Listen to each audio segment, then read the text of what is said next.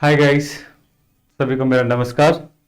आज www.मुफ्त.शिक्षा के तहत आज फोर्थ वीडियो है। लास्ट वीडियो में हमने आपको emphatic use of do does did का प्रयोग सिखाया था। आज हम बात करेंगे वुड की,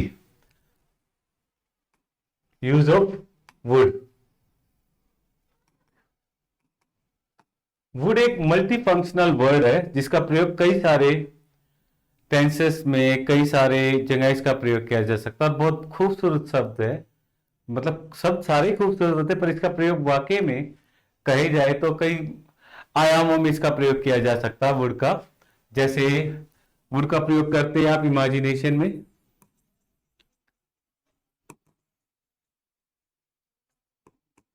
जब भी हम कोई कल्पना बात करते हैं, वुड का प्रयोग हम इमेजिनेशन में करते हैं, पास्ट में करते हैं, पास्ट पास्ट टेंस में करते हैं। ओके, पास्ट में करते हैं और इसका प्रयोग हम कंडीशनल सेंटेंसेस में करते हैं। कंडीशनल सेंटेंस में, कंडीशनल सेंटेंस। और वुड का प्रयोग हम अपनी बात को कहने के लिए, जैसे मैंने लास्ट टाइम में आपको सिखाया था हैड का प्रयोग, जब मैंने फंक्शन वर्ब हैड की बात की तो उसमें भी जब हम सजेशन करें, सजेशन सजेशन आइदर वार्न, जब किसी को चेतावनी दे तब भी हम वुड का प्रयोग करते हैं। पर वुड का इससे ज्यादा प्रयोग हाइपोथेसिस में होता है। हाइपोथेसिस का एडवांस यूज ऑफ वुड है, जिसका प्रयोग ऐसी इसके लिए करते हैं, या फिर वी शो द ग्लैडनेस, खुशी के लिए भी, खुशी के लिए भी हम वुड का प्रयोग करते हैं। तो एक एक करके आज हम सीखेंगे कि इमेजिनेशन में वुड का प्रयोग कैसे करते हैं, पास्ट में वुड का प्रयोग कैसे करते हैं, कंडीशनल सेंटेंस में कैसे होता है, सजेशन और वार्निंग के रूप में, हाइपोथेसिस। हाइपोथेसिस की अगर हम बात करें तो इसके बारे में अगर टाइम रहा आज की वीडियो में तो इसके लिए स्पेसिफिकली बात करेंगे, बिकॉज इसके लिए कम से कम एक दो वीडियो चाहिए हाइपोथेसिस समझाने के लिए आपको। और ग्लैडनेस में हम वुड का प्रयोग कैसे करते हैं, तो शुरू करते हैं वुड का इमेजिनेशंस में। इमेजिनेशन उस तरीके के सेंटेंस जिनकी हम कल्पना कर रहे होते हैं पर वो होते ही नहीं है प्रैक्टिकली, वो होते ही नहीं है, वो होते ही नहीं है। हम सोचते हैं कि ऐसा हो, अगर ऐसा होता तो ऐसा हो जाता, पर ऐसा होता नहीं, तो उस जगह हम इसका प्रयोग करते हैं। लाइक अगर मैं वहां होता, पर आप वहां है नहीं, इमेजिनेशन से आपकी। अगर मैं वहां होता, if I would there. Okay, तो इमेजिनेशन किस तरह के सेंटेंस अगर से शुरू होते हैं, अगर से शुरू होते हैं, अगर से शुरू होते हैं इस तरीके के सेंटेंस, तो हम कैसे हम बता रहे हैं आपको। जैसे अगर से, अगर अगर मैं वहां होता, इफ आई वुड देयर।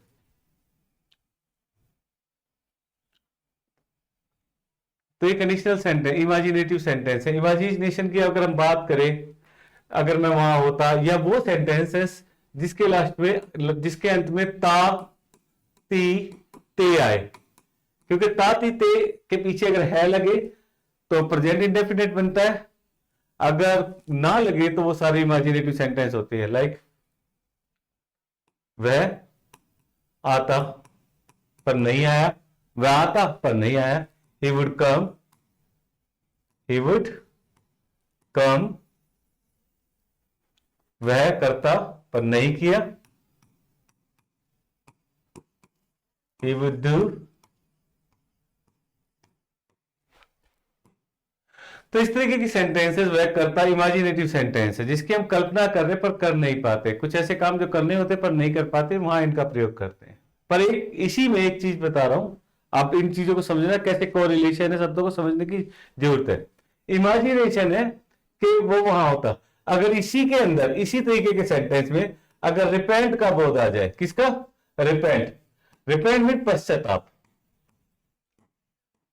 अगर पश्चाताप का भाव आ जाए किसी सेंटेंस में कि आप कर तो सकते थे पर कर नहीं पाए, उस बात का आपको अफसोस है, तो उसी सेंटेंस को वुड की जगह कुड ले लेगा। क्या ले लेगा? कुड। देखिए बहुत सिंपल सी बात। इमेजिनेटिव सेंटेंस को अगर खाली आप कह रहे हो और सपोज कर रहे हो, अपनी बात कह रहे हो, अगर वो सेंटेंस ता से ती पे खत्म हो रहे, अगर से शुरू हो रहे, तो आप वुड के साथ बनाते हो। अगर उन्हीं सेंटेंस को कहने के बाद, क्योंकि सब भाषाओं को सीखने का और कहने का तरीका है, अगर भाषाओं में एक्सप्रेशन नहीं होगा तो भाषाएं इतनी असरदार नहीं रहेगी। जब भाषाओं को आप फील करोगे तो आप देखोगे कि भाषाओं में अपनी बात को कहने के तरीके, अगर वही आपको रियलाइजेशन होता है कि आपसे गलती हो गई, रिपेंट हो गया, और आप उस चीज को ना कर पाने का आपको दुख है, तो वुड की जगह कुड ले लेगा। इस बात को ध्यान रखना। राइट, मैं उसे बचा पाता, मैं उसे बचा पाता, रिपेंट पर मैं उसे बचा नहीं सका, इस बात को उसे ग्लानि बोध है, मैं उसे बचा पाता। आई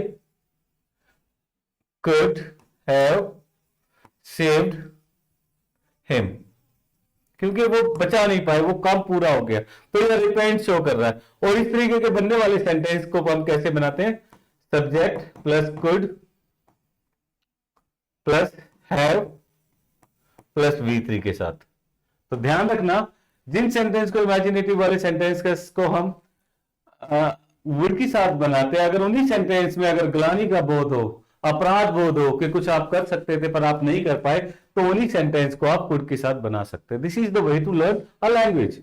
भाषाओं को सीखने का तरीका, सबसे अच्छा तरीका यही है, जितना आप रियलाइज करोगे तो भाषाओं में शब्दों का चयन और भाषाओं में शब्दों का प्रयोग बहुत महत्वपूर्ण हो जाता है। तो ये समझने की जरूरत है, अगर वुड इमेजिनेटिव है तो वुड है, इमेजिनेशन भरा है। अगर वही उन्हीं इमेजिनेशन में कुछ ना कर पाने का अगर आपको अफसोस है, तो वुड की जगह कुड ले लेगा। और कुड को बनाने का फॉर्मूला है सब्जेक्ट प्लस कुड प्लस है प्लस वर्ब की थर्ड फॉर्म। मैं उसे बचा पाता पर नहीं बचा पाया, I could have saved him. तो मैंने फिर कहा कि भाषाओं को सीखने के लिए रियलाइजेशन का बहुत बड़ा रोल है। जितना आप अनुभव करेंगे, महसूस करेंगे भाषाओं को, उतना ही महसूस करा पाएंगे आप दूसरों को भी। तो this is the way to learn a languages. तो हमने पहले बात की इमेजिनेशन की, अब हम बढ़ते हैं आगे पास्ट में, कि पास्ट में इसका प्रयोग कैसे करते हैं।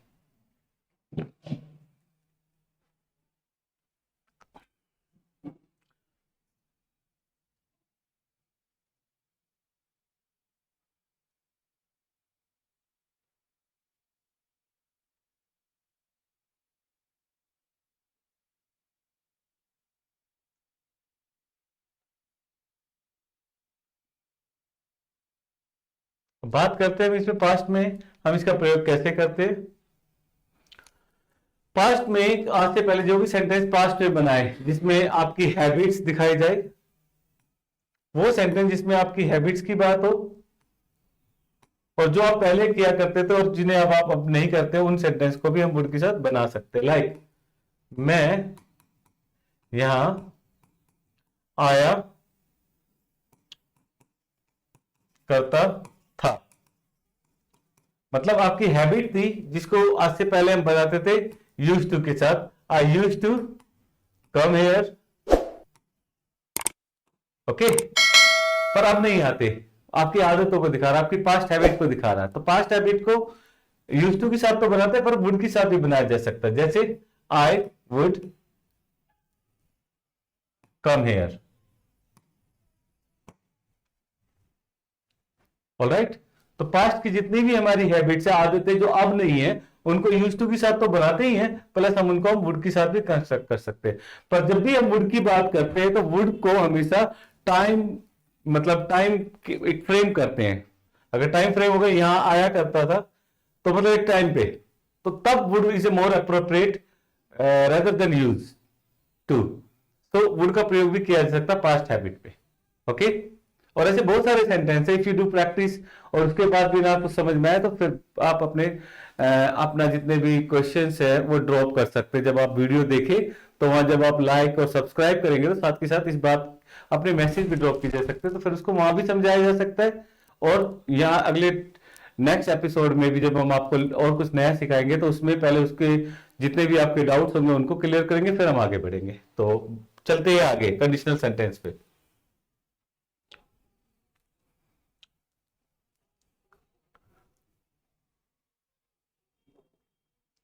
अब चलते कंडीशनल सेंटेंस पे। कंडीशनल सेंटेंसेस में वुड का प्रयोग, मतलब आप ये कह सकते हैं कि कंडीशनल सेंटेंस से पता ही लगता है कि कंडीशन का हमेशा कंडीशन इफ से शुरू होती है, जिसे हिंदी में अगर यदि से कह सकते हैं। इंग्लिश में इफ से जितने भी सेंटेंस बनते हैं वो सारे कंडीशनल सेंटेंस है। हिंदी में अगर यदि करे तो इसका मतलब कंडीशन लग रही है, मीन कोई बात कहने से पहले कोई कंडीशन इंपोज की जा रही है। तो कंडीशनल सेंटेंस में इसका प्रयोग किस प्रकार किया जा सकता है तो वो हम देखेंगे। जैसे एक एग्जाम्पल के तौर पे मैं आपको बता रहा हूं कि इसमें इसका प्रयोग कैसे करते हैं कंडीशनल में। अगर वह यहां आता तो मैं उसको बताता। ओके, अगर वह यहां आता तो मैं उसको बताता। तो कंडीशनल सेंटेंस से पहला नियम तो यह है कि दोनों सेंटेंस पास्ट के होने चाहिए। फर्स्ट क्लोज भी, इन जो सेंटेंस का पार्ट है यहां तक, तो इसको बोलते हैं फर्स्ट क्लोज या प्रिंसिपल क्लोज। उपवाक्य, क्लोज का मतलब होता है उपवाक्य, स्मॉलर सेंटेंस। अगर इतना ही बोलते हैं तो ये इमेजिनेटिव बन जाता है। अगर इसको मिला दिया जाता है तो ये पास्ट के दो सेंटेंस बनते हैं जिनको कंडीशनल सेंटेंस बनते हैं। इसको हम बोलते हैं फर्स्ट क्लोज और या प्रिंसिपल क्लोज, मुख्य उपवाक्य जिसमें डिपेंड है दूसरा वाक्य, प्रिंसिपल क्लोज। ओके, क्योंकि फर्स्ट सेंटेंस अगर ये नहीं बोला जाएगा तो उसका कोई महत्व नहीं बचता है। उसकी बात तो वो से बताता, क्या बताता, दिस इज समथिंग डिफरेंट। तो प्रिंसिपल क्लोज भी कहा जाता है या फिर फर्स्ट क्लोज भी कहा जाता है। इस क्लोज का मतलब होता है उपवाक्य, not a sentence, whole sentence, half sentence. Okay, तो दोनों जब पार्ट पास्ट के होंगे तो इसको बनाने का तरीका होता है फॉर्मूला उसका subject plus had plus verb की थर्ड फॉर्म प्लस सब्जेक्ट, उसमें प्लस सब्जेक्ट के बाद would plus have plus V3।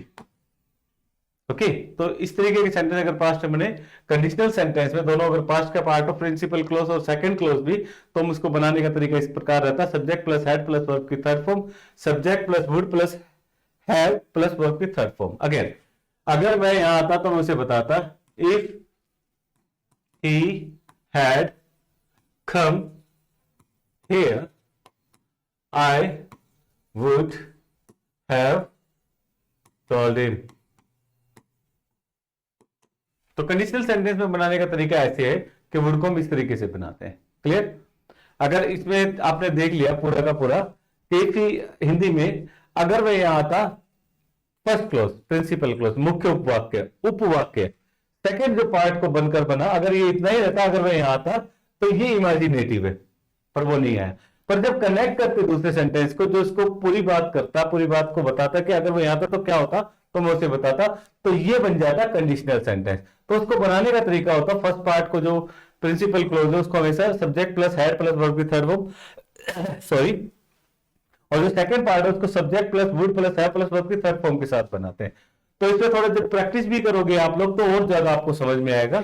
और रिमेन अगर कोई डाउट रहता तो फिर उस पर हम बात करेंगे। ओके,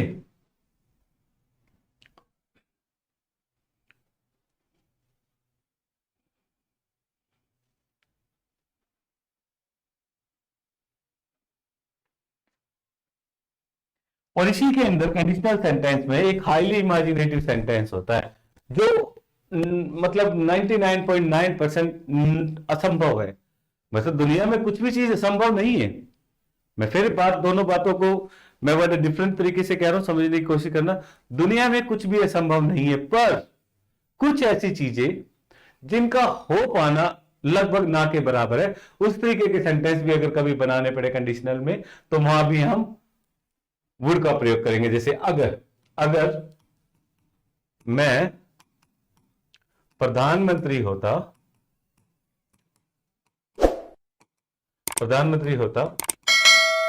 तो रोजगार के लिए भी कार्य करता।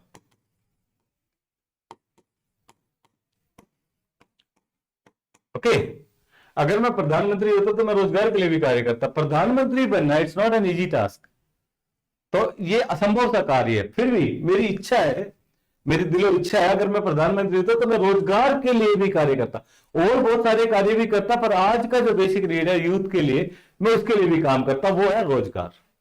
तो कैसे बनाएंगे?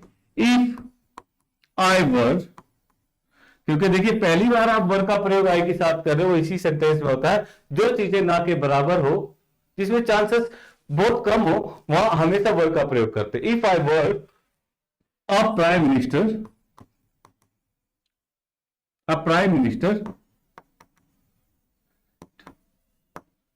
Okay, comma, if I were a prime minister, मैंने यहां दा का प्रयोग नहीं किया, डेफिनेट, मैंने इसका डेफिनेट नाउन का प्रयोग इसलिए नहीं किया बिकॉज इमेजिनेटिव है, वो पोस्ट तो है, मैं नहीं तो कोई तो है आज प्रधानमंत्री, पर आज मैं बात करूं if I were a prime minister, not the prime minister, if I were the prime minister, no, it's highly imaginative, somebody is there already, I am not today, so if I were a prime minister, तो मैं रोजगार के लिए भी कार्य करता, तो I would work for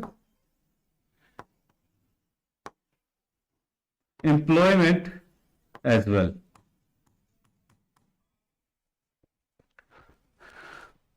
All right, तो this is the way in conditional sentence के कुछ ऐसी चीजें में जो लगभग असंभव है, उनको हम वर्ब के फर्स्ट पार्ट को सब्जेक्ट प्लस वर्ब, सब्जेक्ट कुछ भी सब्जेक्ट प्लस वर्ब, क्योंकि जब हाईली इमेजिनेटिव की बात करते तो हम अपने लिए बात करते, क्योंकि सब चीजों को हम महसूस करते और हम कहना चाहते हैं, तो ज्यादातर में पहले वाले जो पार्ट है प्रिंसिपल क्लोज को वर्ब के साथ, फिर दूसरे वाले को वुड प्लस वर्ब की फर्स्ट फॉर्म, फिर ऑब्जेक्ट एंड अदर के साथ बनाते हैं। तो ये कंडीशनल सेंटेंस में हमने वुड का इस प्रकार से प्रयोग किया जो आप देख रहे हैं। और इसी में आप in the combination of conditional sentence and imagination, अब हम इन दोनों को कंबाइन कर देते हैं, कंबाइन करते हैं इमेजिनेशन और कंडीशनल सेंटेंस को। वो कैसे बनते हैं? कितना, इस तरीके के सेंटेंस का जो सेंटेंस शुरुआत होते हैं वो ऐसे बनते, कितना अच्छा होता अगर तुम यहां होते। देखिए कितना अच्छा होता अगर तुम यहां होते, अगर अभी भी इसी में कंडीशन के साथ तक कंडीशनल जितने भी सेंटेंस होते हैं अगर और यदि के साथ शुरू होते, चाहे वो आगे है या पीछे, वो कंडीशनल सेंटेंस है। तो कितना अच्छा होता, तो कितना अच्छा होता को कैसे लिखते हैं इंग्लिश में? How nice it would B, how nice it would be if you would be here, if you would be here,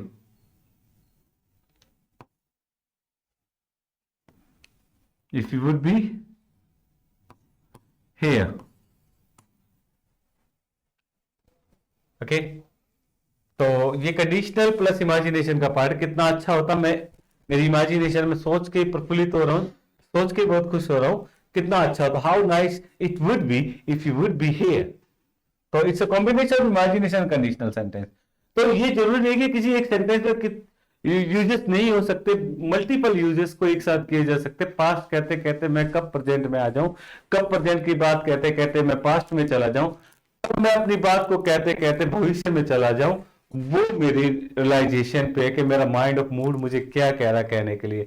क्योंकि कोई भी बात करते वक्त, अपना प्रेजेंटेशन देते वक्त, अपनी बात कहते वक्त लोगों से हम अपने दिल का प्रयोग करते, ना कि दिमाग का। जब दिल बोलता है तो दिल बाउंड नहीं रहता शब्दों में, इंसान बाधित हो सकते हैं, कोई व्यक्ति किसी को हायर किया हुआ बाधित हो सकता। लाइक आजकल आप देख रहे होंगे कि लोग वो कह रहे हैं जो कहलाना चाह रहा है, पर एक बोलने वाले के लिए, एक कहने वाले के लिए वो फ्री सोल है, वो अपनी बातों को रियलाइजेशन बेस्ड पे कहता है। तो भाषा हमेशा रियलाइजेशन बेस्ड पे ही बोली जा सकती है, जब किसी का भी समावेश कहीं से भी किया जा सकता है। अपनी बात कहते कहते आदमी वर्तमान से कब पास्ट में और कब भविष्य की कल्पनाएं करने लगता है, तो वहां कोई बाउंडेशन नहीं है। तो ये चीजें समझने के लिए बहुत जरूरी है। ओके, अब हम आगे चलते हैं सजेशन और वांट पे। वो किस तरीके के सेंटेंस होते हैं?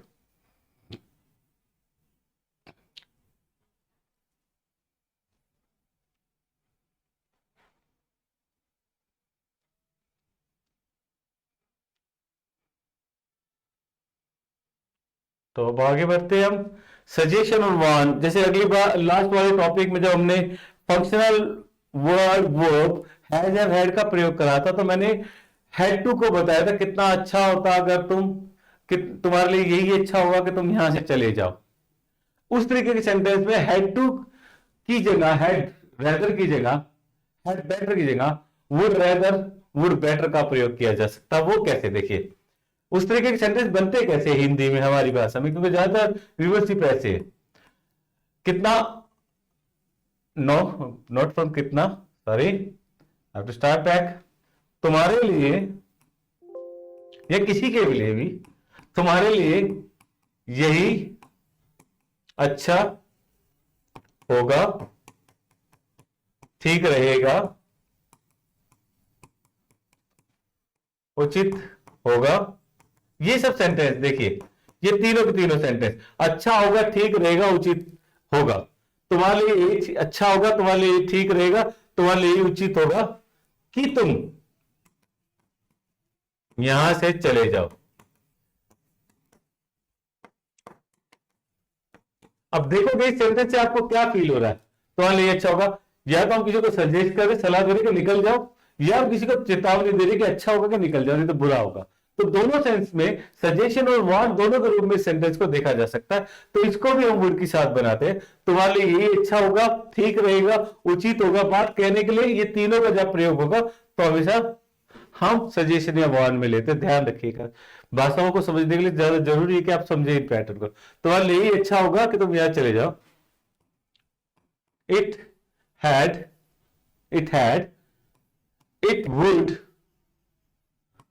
इट हैड, आइदर इस सेंटेंस को हैड के साथ बना सकते इट हैड, या आप इसको बना सकते इट वुड बी या would rather, it had, it would be और इट वुड रेदर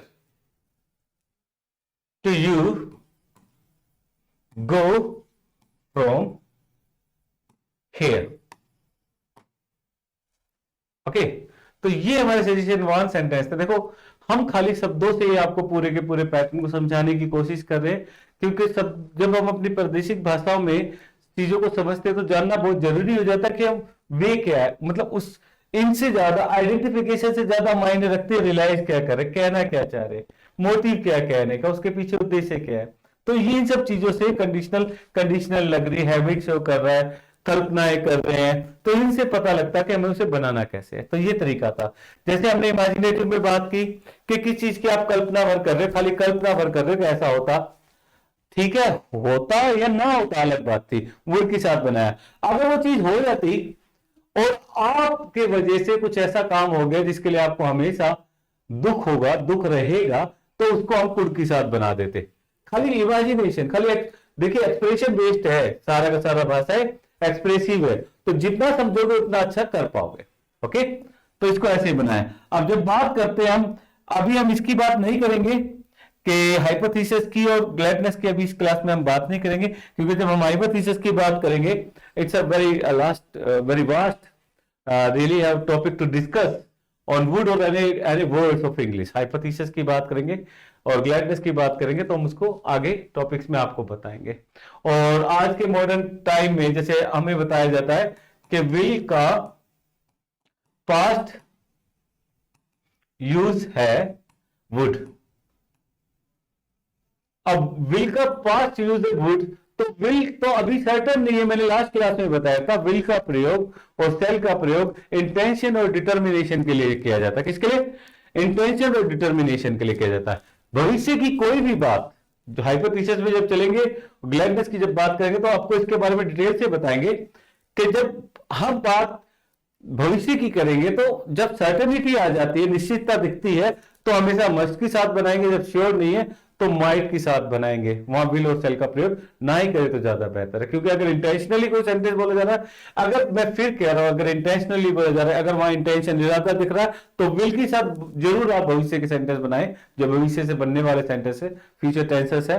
सेल के साथ बनाएं अगर डिटर्मिनेशन दिखता है, नहीं तो बाकी के सेंटेंस को आप माइट के साथ बना सकते हैं। और जब श्योरिटी नजर आती है वहां मस्ट के साथ फ्यूचर के सेंटेंस बनाए जा सकते हैं। तो आज की क्लास आपको कैसे लगी? आज ये 4th क्लास थी, क्योंकि बात लैंग्वेजेस की हमने बताया मुफ्त शिक्षा के तहत एक प्रोग्राम है जिसका उद्देश्य है कि एक ही घर तक शिक्षा का प्रचार हो, मुफ्त शिक्षा का प्रचार हो, जो हमारा उद्देश्य है और मोटो भी है। तो मैं चाहता हूं कि सब तक ये वीडियो पहुंचे, और लगता है कि कुछ इसमें लगता है कुछ खामियां है, कुछ एडिशनल किया जा सकता है, तो आपके सजेशंस आर वेलकम्ड।